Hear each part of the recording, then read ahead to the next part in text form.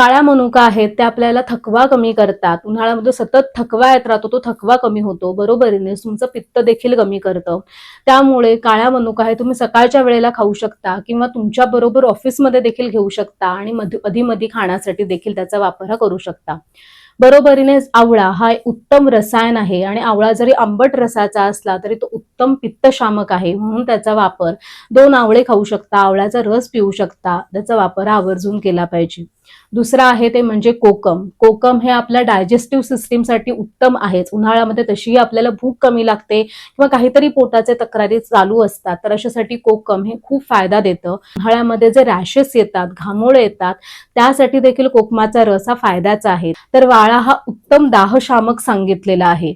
उन्हाळ्यामध्ये जे आतून सतत गरम वाटत राहतं, कितीही पाणी प्यायलं तरी थंडावा वाटत नाही, तर अशा वेळेला पाण्यामध्ये तुम्ही वाळा टाकून त्या पाण्याचा वापर पिण्यासाठी हा आवर्जून करा.